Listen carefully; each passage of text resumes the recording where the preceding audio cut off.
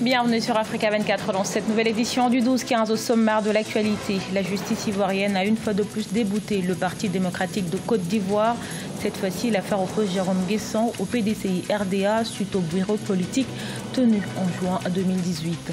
Au Nigeria, l'heure est aux réactions après la démission de la ministre des Finances. Si certains saluent son courage, d'autres l'accusent d'avoir falsifié son certificat d'exemption au service national pour la jeunesse. Un restaurateur sud-africain à travers sa cuisine veut rompre les barrières raciales. Sifizone Touli propose des mets afro-soul food qui rencontrent de plus en plus de succès à Johannesburg. Mais tout d'abord, le processus électoral est en marche à Madagascar. Une formation de 3 jours est organisée par l'Institut électoral pour une démocratie durable en Afrique et la CENI malgache. Cette formation est destinée à une quarantaine d'assesseurs. Ces derniers revêtent un enjeu crucial pour la transparence de l'élection. Représentants des partis et des candidats seront déployés dans 26 000 bureaux de vote le jour de l'élection présidentielle. Scrutin dont le premier tour est prévu le 7 novembre et le 19 décembre 2018. Pour le deuxième tour. C'est un nouveau rebondissement dans la crise qui secoue le PDCI sur la question du ralliement au RHDP, le parti unifié en Côte d'Ivoire.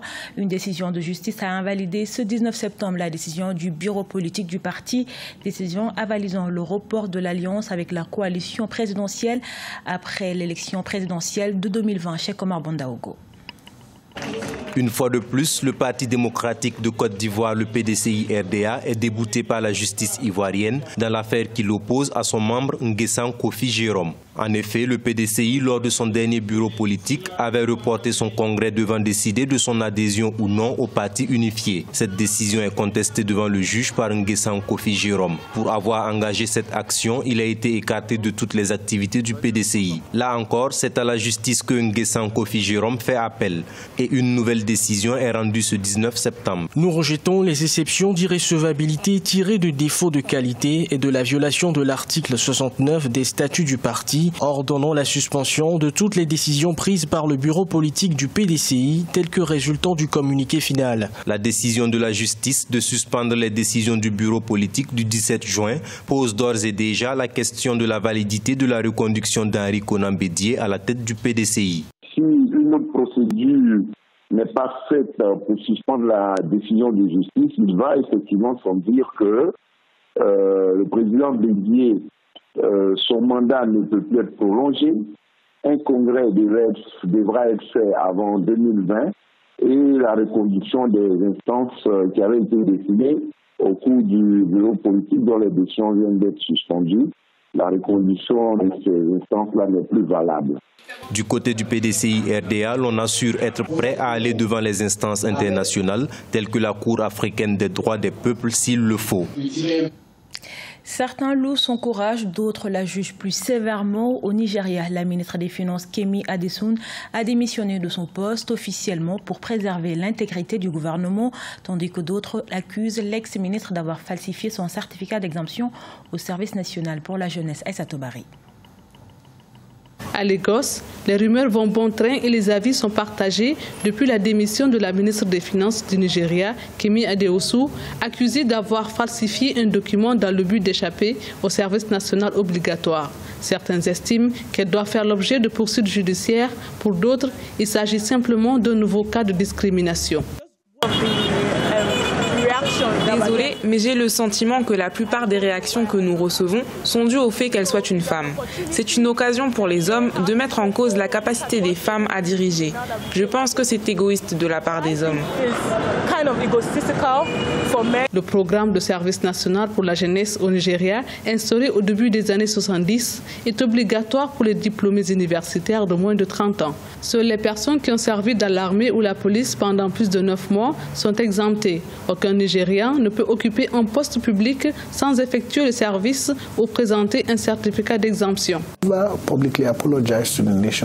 Elle ne s'est jamais excusée publiquement pour ce genre d'embarras. Elle a juste laissé une lettre de démission. Rien ne prouve qu'elle sera poursuivie. En 2015, le président Buhari avait principalement axé sa campagne sur la lutte anticorruption et la lutte contre Boko Haram, en promettant de faire le toilettage au sein même de son administration. Ces derniers mois, il a essuyé plusieurs critiques de la part de ses adversaires politiques sur l'incapacité de son gouvernement à tenir sa promesse. C'est une bonne nouvelle au Libéria. Le président George Weah a promulgué ce mercredi une loi sur la propriété des terres attendue depuis des années. Selon la nouvelle loi, les communautés locales pourront faire valoir leurs droits. Le texte donne également un pouvoir aux communautés locales. Elles pourront définir les règles d'utilisation des terres à des fins agricoles ou de conservation de la nature. Pour rappel, la législation actuelle attribuant à l'État la propriété des terres ne faisant pas l'objet d'un titre privé a favorisé l'octroi de concessions à des sociétés privées parfois pour plusieurs décennies sans réelle consultation des populations. Alors que la loi de finances 2018 est encore décriée par la société civile, au Niger, le gouvernement a adopté le projet de loi de finances pour l'année budgétaire de 2019. Ce budget, qui sera prochainement soumis au Parlement, est en hausse de 4% par rapport à 2018. Siam le Victoria Sedje. Le gouvernement nigérien a adopté lundi 17 septembre le projet de loi de finances pour l'année budgétaire 2019.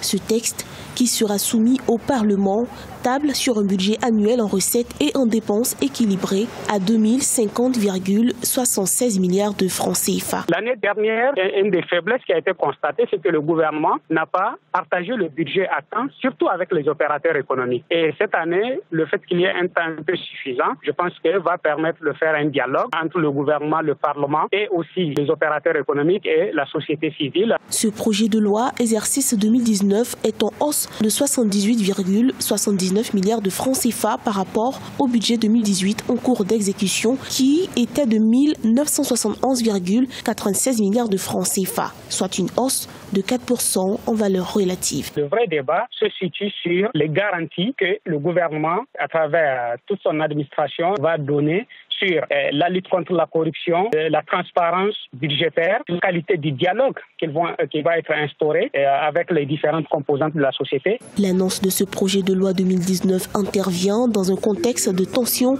la loi de finances 2018 étant encore fortement critiquée par la société civile qui la qualifie d'antisociale. Selon les indicateurs macroéconomiques de la Banque africaine de développement, le taux de croissance prévisionnel du produit intérieur brut réel nigérien est de 5,5% en 2019 contre 5,3% en 2018. Également dans l'actualité, en Afrique du Sud, un restaurant tente de faire tomber les barrières raciales pour la nourriture. Installé dans le centre-ville de Johannesburg, Roving Bantu, à travers ses recettes, crée une nouvelle identité sud-africaine. Un melting pot culinaire qui rencontre de plus en plus de succès. Découverte avec Solange Dubois. Que signifie être sud-africain? Sifi Zontuli tente de le définir.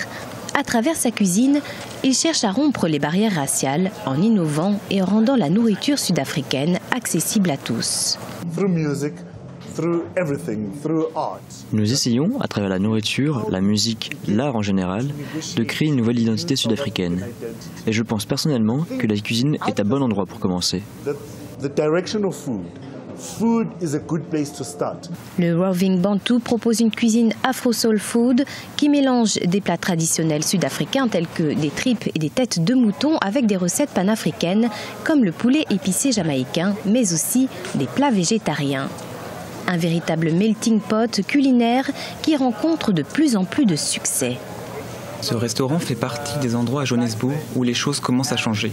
Et j'apprécie beaucoup la cuisine. Ici, tout le monde se mélange. Dans la plupart des lieux, les espaces sont toujours limités aux blancs. Malgré la fin de l'apartheid mettant fin au système de ségrégation raciale qui séparait les diverses communautés du pays, 24 ans après, les inégalités sociales demeurent toujours en Afrique du Sud. Selon l'Institut national des statistiques, les familles noires gagnent en moyenne 6 444 € par an, soit 5 fois moins que les familles blanches, qui plafonnent en moyenne à 30 800 €. Ce journal a été réalisé par l'ensemble de la rédaction. Merci pour votre fidélité. Retrouvez dans un instant une nouvelle édition de l'actualité sur Africa 24.